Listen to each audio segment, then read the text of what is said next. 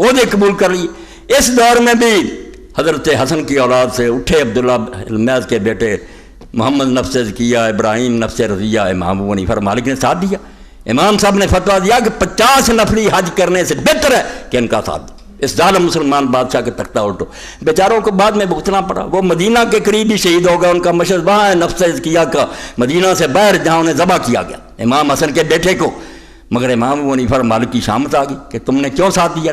ان سے زیادہ کچھ دونوں اماموں سے جانتا تھا، اسی لیے علی میاں سید ابو الحسن ندوی تبریزی جماعت کی روح رواں لکھتے ہیں کہ مالک اور ابو حنیفہ کی رائے کو کیسے نظر انداز کر دیا جائے۔ یہ ابو احمد اور شافعی تو پیدا ہی بعد میں ہوئے جب ڈنڈا مسلط ہو گیا تھا۔ اگر یہ فتوے دے گا کہ ظالم حاکم کے خلاف نہ اٹھو تو یہ کیا فتوے ہیں؟ جو پہلے امام وہ کیا کہتے تھے؟ وہ امام حسین کے ساتھ یہ کلمہ گو نہیں دیکھنا بگڑا ہوا تختہ الٹ، مگر بیچارے کچل دیے گئے۔ میری رائے یہ ہے کہ بحیثیت مسلمان قوم زندہ ہے، مسلمانوں کے زوال کا باعث صرف ملوکیت ہے جو 41 ہجری میں رائج ہو گئی، اور مختلف عناصر اور متعدد عوامل کی بدولت مسلمانوں کی زندگی کا مدار علیہ بن گئی، چلی آ رہی، بس وہ کام چلتا آ رہا، رکا نہیں، بند نہیں ہوا۔ آگے پڑھوں پھر فرماتے ہیں کہ یہ تقدیر وغیرہ کے مسئلے چل پڑے۔ کہاں تھے یہ مسئلے؟ دین کا تھا 220 صفحہ۔ واضح ہو کہ تقدیر کا یہ غلط مفہوم مسلمانوں میں ملوکیت کی وجہ سے پیدا ہوا۔ آیتیں پہلے بھی پڑھتے تھے، حدیثیں پڑھتے تھے، بلکہ تقدیر سے مسلمان دلیر تھا کہ جو ہونا ہو کر رہے گا، ڈرنے گھبرانے کی بات محنت نہیں چھوڑ دی تھی۔ جیسے اقبال ایک جگہ کہتے ہیں نا، میں نے پیر رومی سے پوچھا، وہ سوال جب اپنے ذہن میں ہے نا، رومی سے مثنوی سے جواب لے دیتے کہ یہ مسئلہ جبر و قدر کیا؟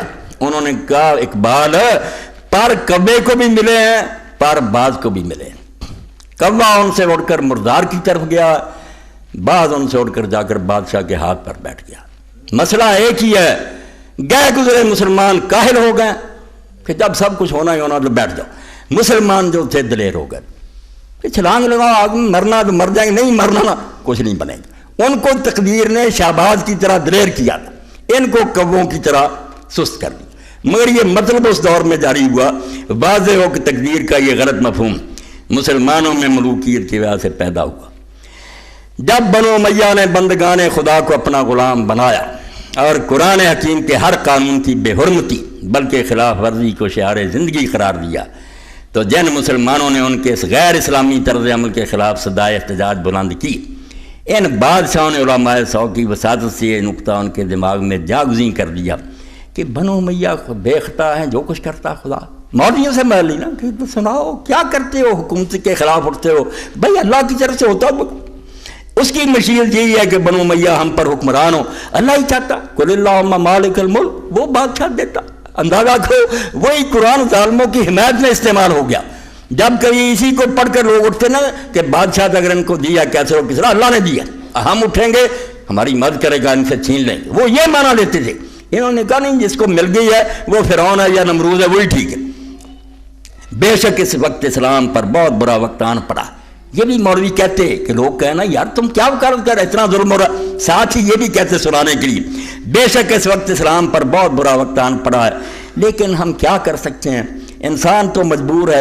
اس میں بھی خدا کی کوئی مسلط ہوگی کہ اس نے ان ظالموں کو ہم پر مسلط کر دیا۔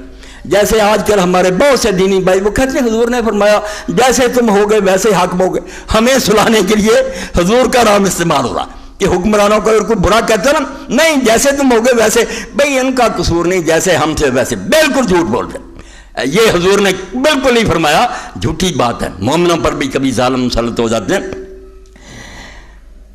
اس میں بھی خدا کی کوئی مسلط ہوگی کہ اس نے ان ظالموں کو ہم پر مسلط کر دیا۔